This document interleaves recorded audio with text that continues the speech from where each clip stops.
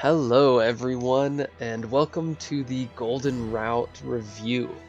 So, for those of you that have been following my Let's Play, I obviously went through on Frederica's route in my main blind playthrough, not knowing anything about how to get the Golden Route, or necessarily even that there was a Golden Route to begin with, but that ending 100% confirmed to me, like, oh yes, there is obviously a Golden Route, because it just felt like it should have been a complete ending, and then for no reason, like, but we decided to kill Sereno in this one, just to like give you that extra motivation to get this Golden Route where everybody can be happy.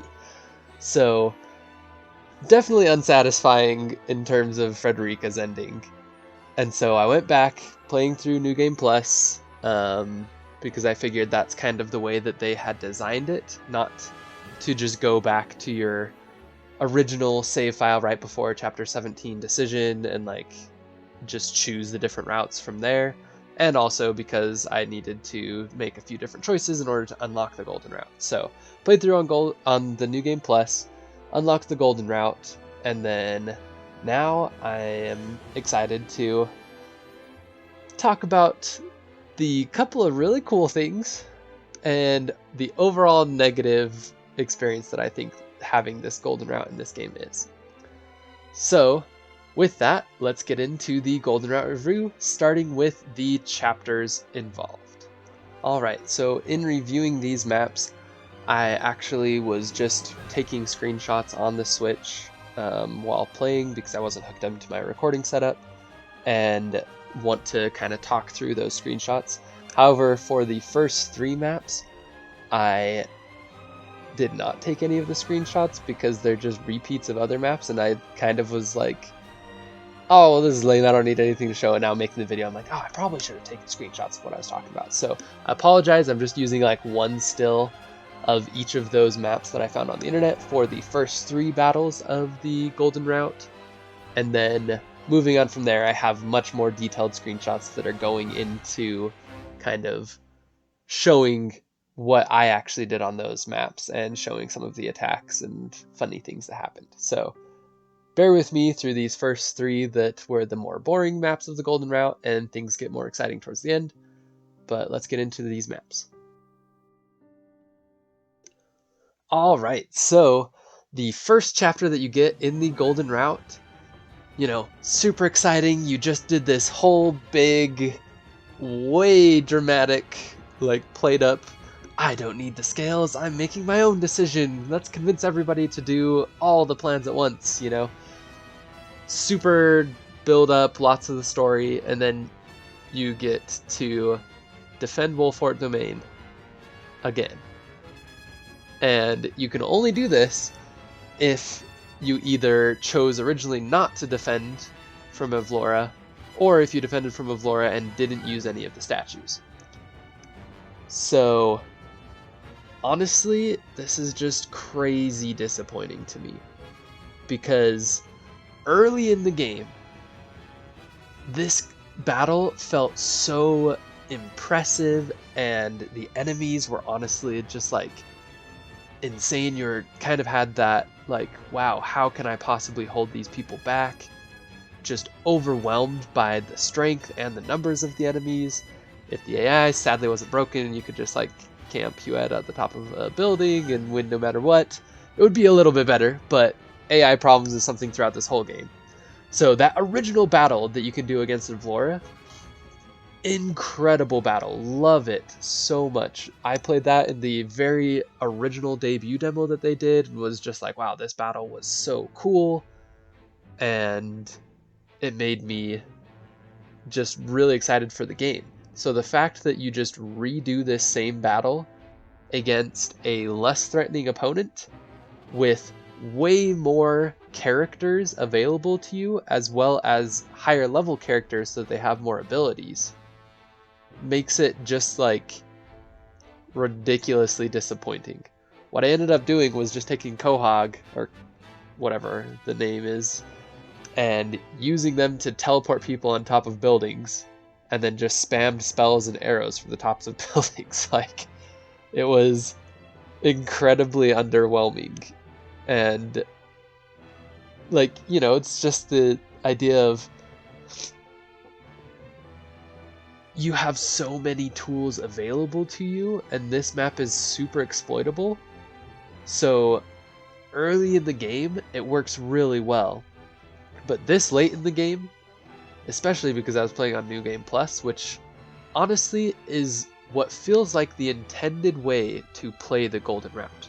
I don't think that you're supposed to, in playing through the game, be able to figure out everything for the Golden Route on your first playthrough. Obviously, in the day of the internet, we can look up guides, and they are well aware that probably a lot of people are going to do Golden Route on their first playthrough because they don't want to do multiple playthroughs.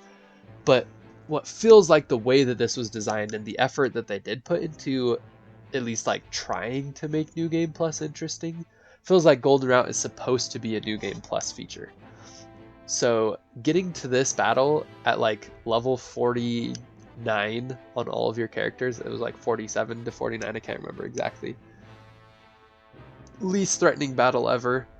Way disappointing to return to Wolford Domain. And yeah, that's kind of what my thoughts were on this battle. And next up, we go and do the Freeing the Roselle battle in the source, which, if you remember from my Let's Play, this was probably one of my top 2 or 3 battles in the entire game on my first playthrough, taking the Frederica route. Like, this map is really cool. It's super unique compared to like everything else in the game. The fact that you have electric conductivity through the entire source, that you're basically camped out on this statue protecting against this swarm of soldiers coming at you.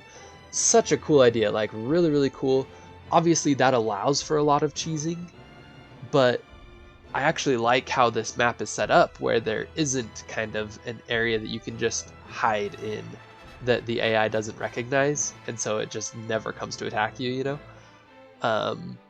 Which, honestly, there could be if you move off the statue or whatever. Like, maybe there is a way to break the AI in this map, but I'd never even kind of felt the need to try that because it's so enjoyable to defend. So I had a lot of fun doing this map again, but it was kind of disappointing again to just be like, oh, the Golden Route. This was the point when I realized you're probably just doing basically the second to last map from all 3 of the other routes, because this is the second to last map in the Frederica route, and then you go on for like the big finale with the bridge in Frederica's route.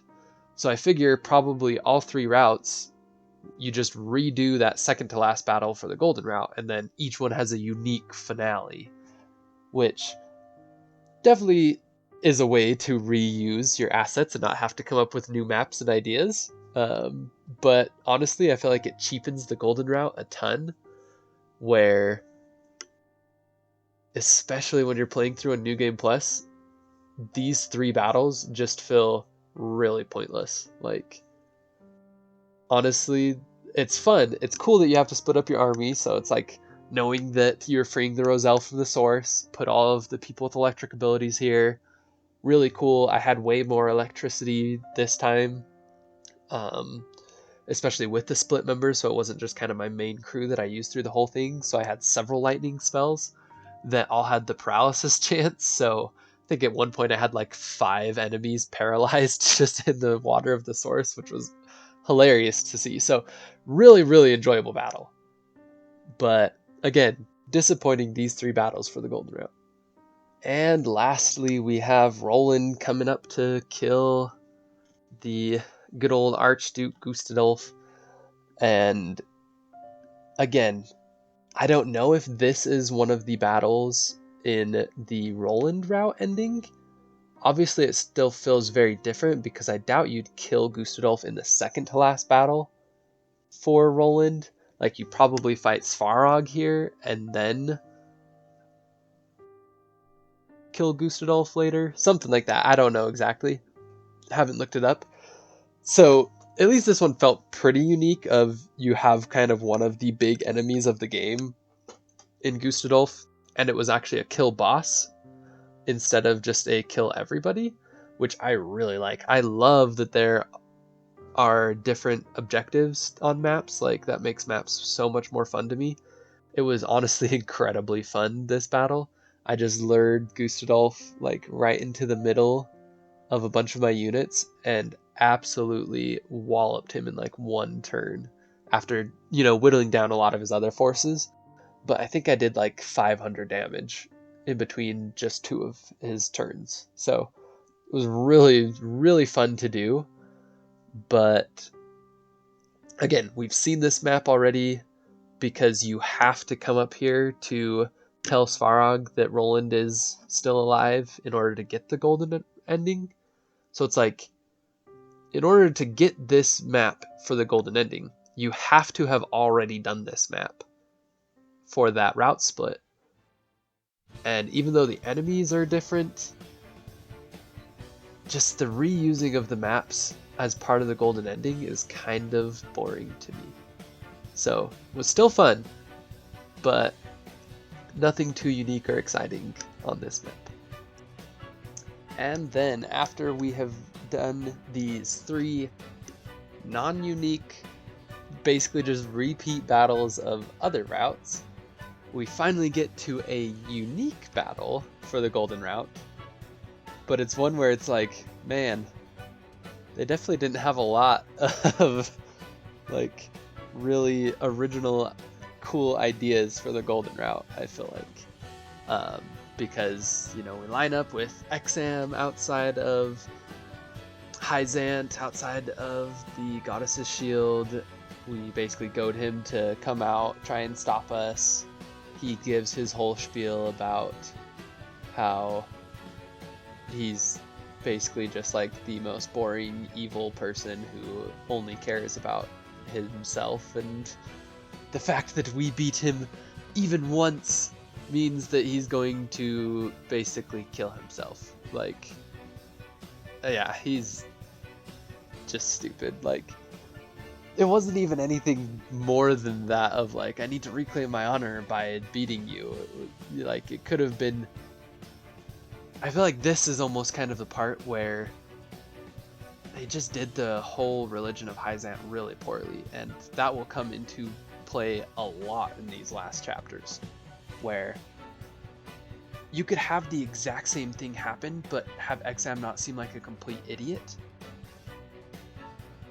If you just have the religion actually be a part of these people's lives, where if he was actually devoted to her and was like, yeah, after my last defeat, I was wondering how this could possibly happen, because with the goddess's help I have never failed before, and I had started to doubt myself and to doubt Minister Edor because of these other losses in the Roselle and the crystal that is in there, and I guess he wouldn't have known about that because that was happening during it. But, basically that same idea of he had started to doubt, and he had found renewed conviction and faith in the goddess, and that was his reason for coming out and putting us to an end, putting us to the sword outside of the goddess's shield. Like, that, and his character instantly becomes, instead of like completely dumb, like, oh, you beat me once, and so for my pride's sake, I'm going to basically throw away my entire army and kill myself to have a chance at beating you. Like, I feel like they just really struggled in basically separating the, oh, we want this to be a really religious state, but we also have this big reveal at the end that's going to, shake things up. So then they completely forgot that, like, these people are supposed to be religious people. And so, honestly, I'm super disappointed in all of the Hyzantian characters. It's almost just like, because they're the enemy on the Golden Route, they couldn't have them gray at all of possibly good, possibly bad. Despite the fact that the next one that we fight, they do super stupid stuff with too. So yeah, this is just a mess, everything they do with Hyzant, honestly. But yeah, I feel like you could have made him so much more interesting and compelling of a villain, morally gray, where it would actually be really cool to see like him going through that and then saying, you know, after you beat him, like that sorry, that he must have lost faith, or even honestly what would have been even cooler, but for reasons later on we'll find out kind of why, if the goddess like actually strengthens and makes him have a second phase or something in this fight that like has a payoff for the religious side of things for Hyzant, that would be super cool. And then, you know, it could be at the end of like, even with the goddess's strength, you were still able to beat me, like, and fully acquiescing, and like you are truly so powerful and deserve to be leading this country, and have a so much cooler, compelling villain, and also could have had a cool fight with it, because in addition to, you know, the exploration just being the most boring exploration in the entire game, it's a field with 2 wagons on it, and that's it. Obviously there's things to pick up and like different characters to talk to, but that is not an exploration. It's a field. You don't have to explore anything. Everything is within your eye shot. So that was a lame exploration. The battle itself, I love the idea of an open field where the cavalry charge is coming that would be really powerful against all of our, you know, mixed units. But the way that that translates into gameplay is just that their units get spaced out and don't have any benefit from the open field. And you can just slowly draw people in and then absolutely obliterate the enemy. Like, I just stomped Exham in this battle. It wasn't really difficult at all. He got 1 AoE charm off that charmed 3 people. It was really annoying. But overall, like, pretty easy battle. And I feel like they did Exham dirty of making him really lame. So, as far as the start of unique battles for the Golden Route, so much missed potential. Honestly, I love the idea of the map, but they could have done something cool and still had an open plain, but have, like, honestly, what would have been cool is to have larger, like, cavalry charges coming in and like waves of cavalry to show, like, on the open plain, you know, they can move their units really fast and they're outnumbering us, so the openness of our battlefield is actually favoring them because we can't hole up and hide. Like, have ways to pull in to the story and the gameplay their advantage and why they're even doing this, because it like makes sense that they're coming out from behind the wall with the full cavalry, but then in gameplay it's like, oh, you just made yourselves super easy targets and we don't even have a battle like at the goddess's shield. So it just feels like they're really stupid, and Exham is just completely evil, like, dumb villain. So a lot of missed potential, but still pretty fun. Really cool fight. Then after defeating Exham, we have this really cool, charming, I love the map work that they do with, like, earlier on in the game you see the armies like blowing up when you are defeating armies on the map, and then this time they blow a hole in the goddess's shield. Very charming, lots of fun. Like, I wish they almost had more of it throughout the game, showing what's happening on the map. It's just super fun and I love the aesthetic of it. So we finally get to blow a hole in the wall thanks to Svarog and enter the city, where for the penultimate battle of the Golden Route we have another repeat map of just the streets of Hyzant, against Minister Lila, who I had also already fought on the Frederica route. So it was like, not a unique map, not a unique boss. Like, at least Exham had leveled up enough that he was really different from the chapter 2 like little mock battle. You know, he had lots of new abilities, was much more intimidating, and it also made sense because it was like, oh yeah, a little mock battle versus a wide open plains just all out assault on us, where he has full army buffs and AoE charm. So I didn't mind having to fight him again because it was kind of sold with the mock battle of we're going to fight for real later on, you know? Whereas Lila, it was like she was one of the final bosses of the Frederica route. So it felt exactly the same fighting her this time, even though we're now level 50s. And just, yeah, the fact that it's also a repeat map if you came here to get Corentin made it super not exciting. Like, I don't think I really even have that much more to say about this battle. None of the enemies are anything different than just the standard Hyzant army that we fought for like half the battles of the game, you know? And Lila isn't that unique either, so big letdown for a second to last battle. But probably one of the most annoying things is that for some reason, Minister Lila is the one that's chosen out of Hyzant to be like the redeemable but misguided character that after the battle we're like, no, we're not going to let you die, heal her.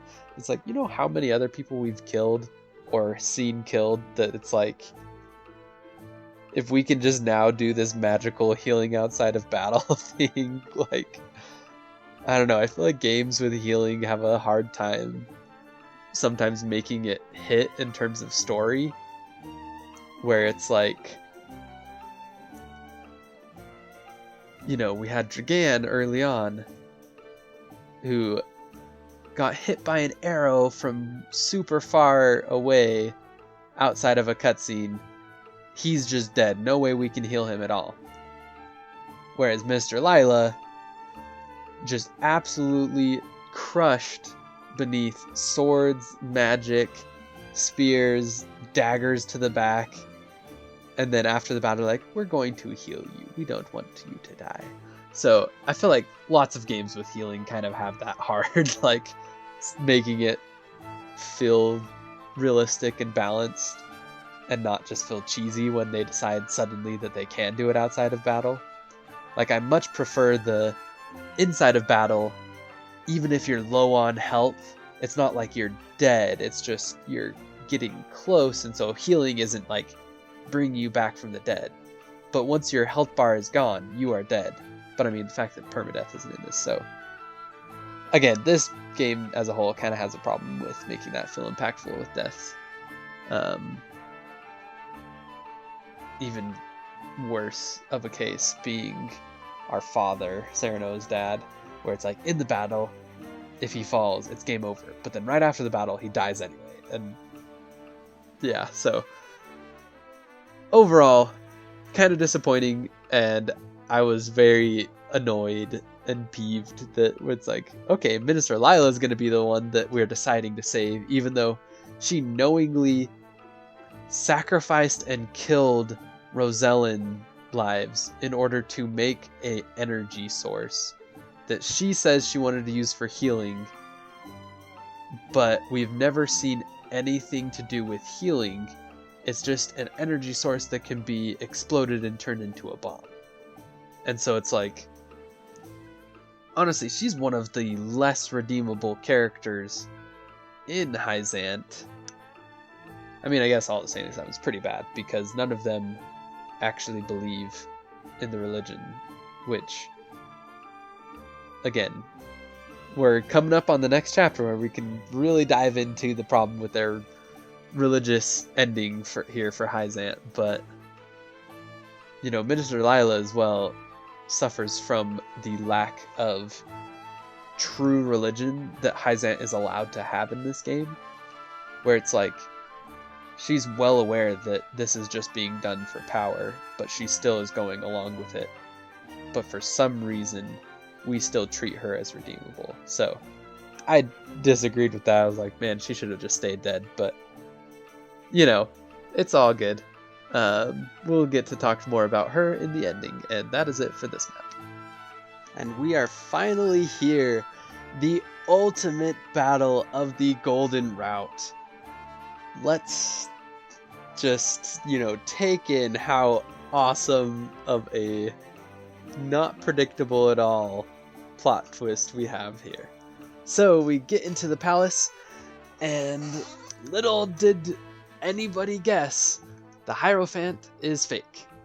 And, you know, this reveal, super, super predictable. Like, I will say, I basically was going in between the two things kind of early on, where I was like, what would be really cool is if they pulled out kind of like Valkyria Chronicles, where the Hierophant is actually a Roselle. And so there's like a bigger backstory history to the Roselle, that they actually did do something horrible, and this, you know, Hierophant line was kind of the ones that went against the rest of the Roselle and dedicated themselves to the goddess instead. You know, something cool and like, so, like, I don't know, just more interesting, I feel like, was what I was hoping for. And I could totally go off and make that into its own, you know, crazy conspiracy theory of what could have happened. But, you know, it was like, most likely it's just going to be a fake, and Idor was in charge the whole time, because they're really trying to build up Idor as the big bad, even though he's honestly pretty boring. And so having it just literally be a puppet, not even a fake, like, other person back there, was super disappointing. And then now they just dove off a cliff for the entire religion of Hyzant, and this was, I think, the most disappointing part for me, because they never even have any addressing of whether the goddess is real at all, or whether any of her power is shown. Like, the final battle is just prefaced by Idor doing the he himself as the villain spiel, which, man, I would love to see how the heck he pulled off creating a puppet and sticking them in as the Hierophant, when originally all of the Saintly Seven were fighting amongst themselves for power, and nobody had ever seen the Hierophant before. Like, man, either the other Saintly Seven at the time were insanely stupid, or Idor, you know, pulled off some of the most incredible persuasive talking / ventriloquism that has ever been seen in any video game ever. Because the way that they have this set up is, the previous Hierophant was a real person. They died, and then all the Saintly Seven are vying for power. And Idor finds a Hierophant that apparently he snuck behind the curtains of the Hierophant throne before even anybody else knew that he had found another Hierophant, because obviously if they saw the puppet, they would know that it's fake. So he, like, snuck a puppet up there and then called everybody in and was like, I found a Hierophant, but they can't talk. You're just going to have to believe what I say they're saying. And nobody questioned that out of 6 of supposedly the most powerful and intelligent people in the entire world, but, you know, especially within their country. Sorry. Sorry about that. I've been putting this off recording while I've been sick. And so I'm still getting over it, but it was like, man, it took me so long to play through the game again on New Game Plus, and then to, like, get everything set up to be ready to record, that I was like, okay, I just need to start recording. So apologize for coughs and for anything voice still sounding stuffy throughout this video. But with that, it was just like, yeah, absolutely kind of insane of how that happened originally, which is such a departure from, I feel like, what they were going for with this game, where it's showing how nitty gritty and, you know, intricate the political schemes of all 3 of these countries can be, and showing how your decisions matter. And then it's like, the backstory is just complete garbage for Hyzant. Like, oh, it's absolutely ridiculous. And I feel like what hurts it even more is that he's been doing this for, decades now, at least 30 years, because I think it was during the Salt Iron War that he fabricated the Hierophant, which 30 plus years ago. So, been doing this for that long, And this is, I think, where the, entire Byzantine Empire goes from could have been really cool and unique to just a complete flop. And I think that the fact that they had this in mind for the end negatively affects the Byzantine Empire throughout the entire game, is the lack of the goddess actually being involved. And they never even go and say like that the goddess is fake. Like, supposedly these people still believe that the goddess is real, but just has zero power or say over anything, which is like the most useless religion that could possibly exist, because he's been actively faking this connection to the goddess for 30 plus years and had no divine repercussions. So it's like, okay, the goddess does absolutely nothing for this. And honestly, it's like they could have had so much cooler impact where instead of his super lame villain spiel of humans are too dumb and I am wise, I shall lead them because I am also human, but the humans are all dumb doesn't apply to me, like just the lamest possible villain like argument before the final battle. So lame. Yeah, just so disappointing. And it could have been really cool of like, if this is finally the point where it's like, okay, we saw the goddess's power with Exham, probably with Lila as well.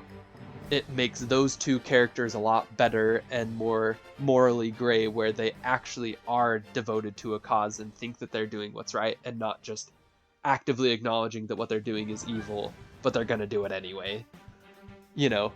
Like all three of these final bosses basically do that, where they're like, yes, it would be, the right thing to do, but I'm gonna do this because I want it. And it's like, why even have a religion in a game if it's not going to play at all into the motivations of these people who are supposed to believe in it?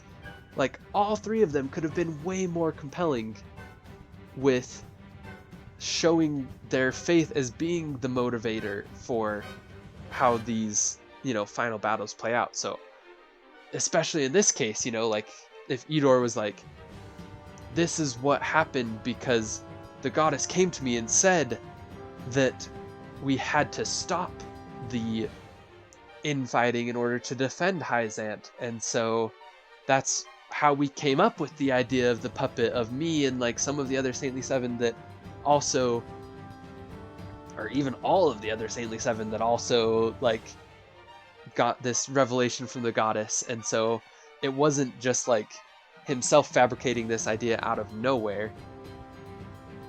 It was more justified than, instead of just the humans are weak and I am no better, it could have been like, this is how the goddess has set up for us to carry out her will, and then use like the goddess's power in addition with Elfric, if that was what she had them working on in order to have his big transformation into huge bad guy. Like, that could be really cool. And then have a similar thing at the end where it's like, even with the goddess's power, it was still overcome. Like, apparently, you have the power to make your own fate and don't need this. And so it was like, that alone, just making the goddess actually real and a part of the game, I feel like would have saved all of the Byzantine characters. They could have been so much better. Because as is, honestly, I went back through and reread this again, and I still think that the whole Elfric thing is really stupid, because it's like, originally he kind of says it of like, Elfric is going to power the puppet so that the puppet can be the like eternal Hierophant, and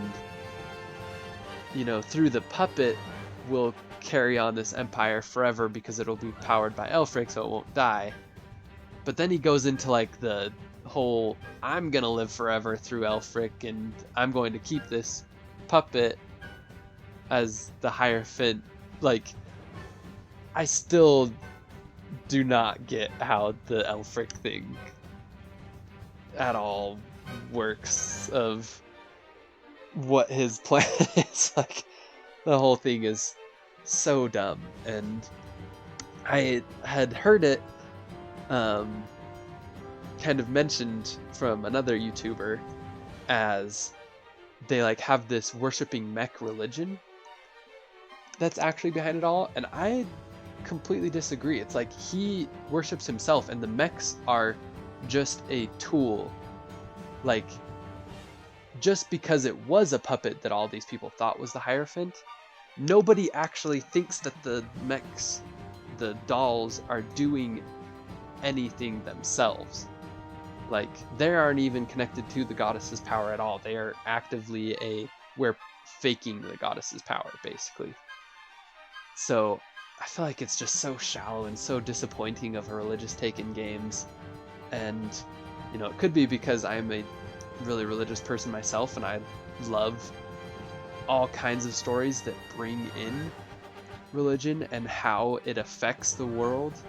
Like, I feel like I love being able to see these fantasy worlds where they are able to make a god or goddess part of the characters that is interactive, and kind of have showing the power levels and have that be an obstacle to overcome. Like, honestly, probably like the best story-wise that it was done. Some of the like lead up to it is kind of awkward, but in Fire Emblem Radiant Dawn, and Path of Radiance for that matter, but comes to a head in Radiant Dawn.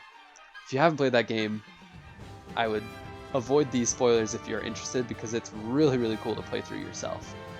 But the whole idea is that the goddesses that basically created the land and all of the people there, like, they aren't insanely that much more powerful.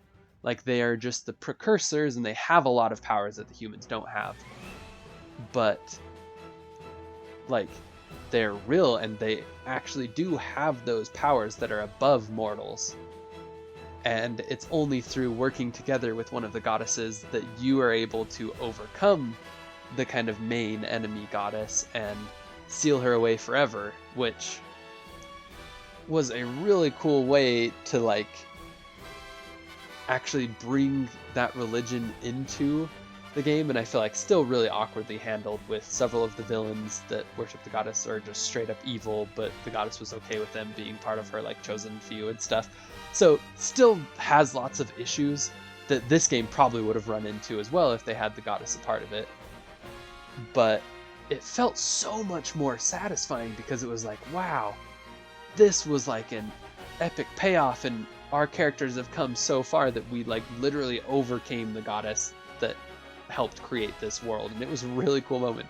Whereas in this, it's like, okay, we have now beat an old man and his puppets that are using purple crystals. Like, that's the grand ending. So, man, I feel like they just did the entire Byzantine Empire dirty in this game and made them such pathetic, one-sided, flat, evil characters. Except for Lila is apparently redeemable. So, with that, the battle itself, really, really cool concept of having kind of infinite spawning Hierophants that spawn the puppets, and so you need to clear out enough of those to like stay alive, but at the same time take Edor down as fast as possible, because you aren't going to win the war of attrition. So, really cool gameplay wise for the final battle. Absolutely loved it. I let Serenoa have the final hit just for, the sake of story conciseness and succinctness, just having that, trying to kind of get that same feeling of Ike getting the final hit in Radiant Dawn.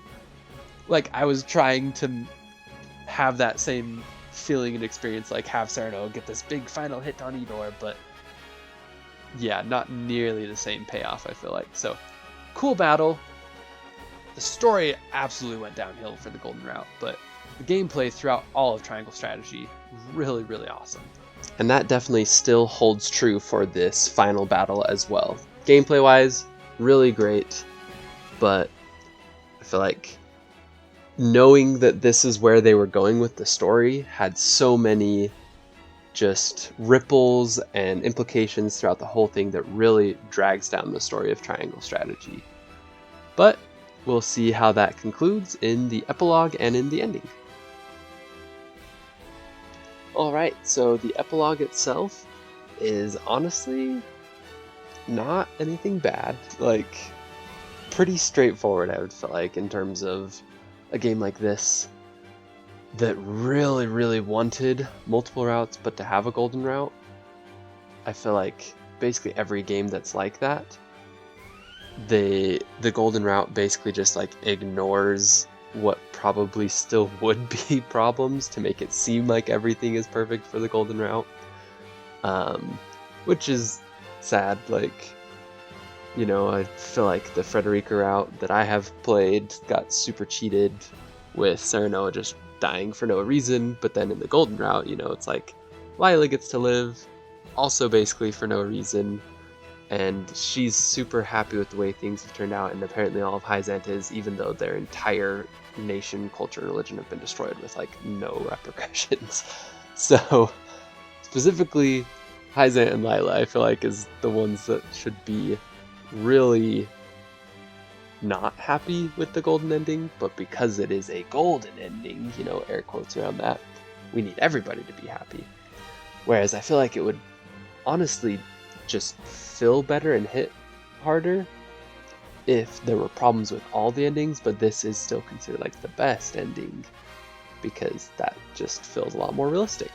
But besides that one little thing with Lila just laughing with everybody in the square and apparently no problems going on, the other thing that I thought was funny was Roland saying to Serenoa, like, oh, you probably would make a better king than me. I'm like, honestly, yeah, Roland's been kind of stupid throughout the whole thing. Like, yeah, he's a very idealistic, great little prince, but man, he has made some awful decisions. So that one part was kind of funny to me of like, this is the classic, oh, you would do a better job. No, but we put our trust in you and I don't want to take it from you. Like, we'll be friends forever. And it's like, but honestly, yeah, Roland will probably be a pretty bad king. Like, he'll probably make some really dumb decisions if any conflicts come up and he's just like, I think we should just surrender and give our entire power to these people who are going to just kill and basically destroy our entire kingdom. Because he did that with wanting to side with Hyzant. So yeah, hopefully no conflict comes up while Roland's king, because he's not a very smart ruler.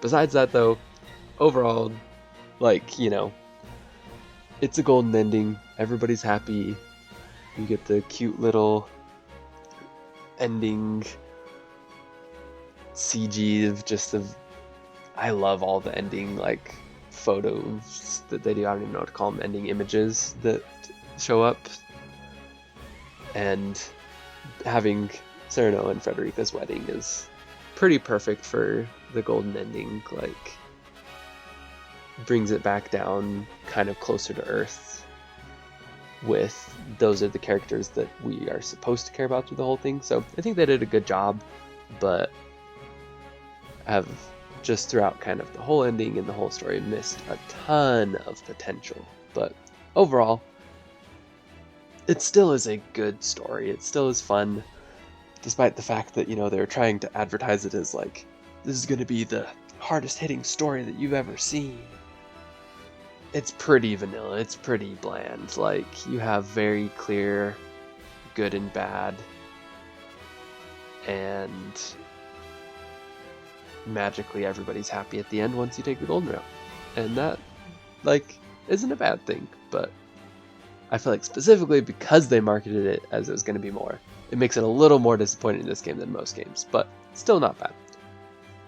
With that, that is basically everything that has happened in the Golden Route, with all of the maps that we had up to here, the story, and also the ending.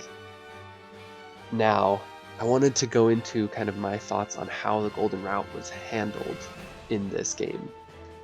And that is where I feel like they did a very poor job. Which, it's sad, because I actually totally predicted that that's what they were going to do with having multiple routes. Because I feel like, I don't know, I just had the feeling. So even in my video about why they named it Triangle Strategy, of having the 3 different routes and trying to push that really big and saying like, but they're probably going to have a golden route that's going to be like the canon ending. I originally thought that they were going to kind of lean even harder into it, where no matter which route you took, it all kind of led to the same point. So I like that they were at least willing to say, okay, well, there are actually 4 different endings. But I think that it's really lame where it's like, but 3 of the endings are designed to just make you want to get the golden ending. Like, they are basically like self-neutered endings that ruin what could have been satisfying. Like, I mean, hey, it definitely works. It makes you want to like get to the golden ending and to look up stuff, gets engagement for the game and everything. But I would have been perfectly happy with finishing the Frederica route and just being like, hey, that was really good for this playthrough. Like, I really enjoyed having this. Like, the last map was kind of dumb. Also probably because they like didn't want it to be anything impressive, because you were still fighting Edor, but you couldn't be fighting golden ending Edor because he has to be special. So it was just like Edor with really annoying abilities on kind of this weird little bridge map for the Frederica final map. And so I'm interested to see what the other final maps would be as well, because yeah, it was like everything around it is built so that they're trying to funnel you into New Game Plus to then get the golden route. Which, maybe that's great for some people, but personally I prefer just playing through a new file on a game a lot more, and getting different routes if there are different routes and things like that. And so just the way that it kind of made each other route less satisfying by really pushing the golden ending, I think hurt my personal perception of the game, because now I'm like, anytime that I play through, like, I basically never care to come back and touch my like original save file because everybody's level 50. So if I just do another New Game Plus, like, it'll feel like there's no character progression at all. Like, nobody will level up. Basically everybody's weapons are upgraded. So it's like, I basically don't care to play through again on my main file, even just to get the like last 2 or 3 characters that I couldn't get because of the routes that I took. But then I also don't necessarily care to do a brand new playthrough, because I'd have to not take the golden route and then probably would get an unsatisfying ending on the other 2 routes that I haven't played yet. So despite the fact that it was made for replayability, I actually feel like it's kind of hurting the replayability for me, where they hurt the other route so much to make the golden route seem better, that now that I've played the golden route, I'm like, well, now I don't care to even find out what the other 2 routes are, because they probably have the same issues that the Frederica route has. So just funny how, you know, sometimes the ideas that they have to make things more replayable can kind of backfire, because honestly, if just a couple things were different and then they had better endings for each of the routes, I 100% would play through all 4 of them. Like, I've done that same thing on a lot of other games that have similar things, but that's going into a little more different than the golden route. But for me, the fact that the level cap and like the rubber banding lower level people is so insane. Makes it feel like kind of pointless to play through a brand new file just to use characters that I didn't use in my main playthrough, because I can instantly get those other characters up to level 50 and fully upgraded whenever I want to. Which is something that I actually really like about Fire Emblem games, that I play through, especially like the GBA Fire Emblem games, but honestly basically like all the Fire Emblem games. Like, if there's a character that I haven't used before, I will do a whole nother playthrough of the game just to try and make that character that I hadn't used the super busted carry of that run, and it's really fun.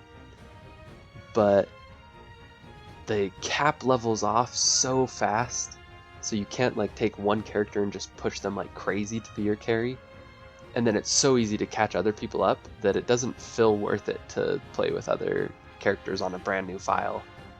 And also, the ending doesn't make it worth it. So all these things that they did for replayability, supposedly, I actually feel like have hurt the replayability for me. And eventually I'll come back to this game because the gameplay is really, really fun. And I'll probably have fun using some of the other characters I haven't used. But it's definitely going to be a while before I come back and do another playthrough. And I think this golden ending is one of the big reasons for that. Overall, it's an okay ending, but I did not love that they kind of ruined the rest of the endings to make this seem more important and more optimal of the route to take. So overall, those are my thoughts on the golden ending. Still had a great time playing this game. And with that, thank you all so much for sticking with me through the first ever series of videos that I've made, being here on Triangle Strategy kind of with the main playthrough.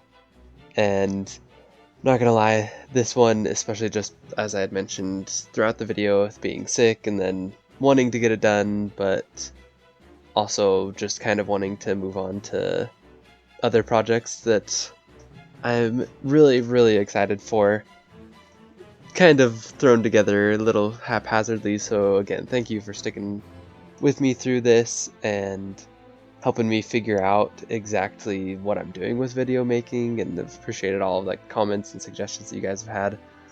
With that, I am finishing up. This is the very last Triangle Strategy video on the playthrough. I have basically 2 more Triangle Strategy videos in mind that are more general about the characters and the game as a whole, and I've already started working on my next kind of separate idea for a video that I am really, really excited for. So thank you all for your support. Hope you all have a good one.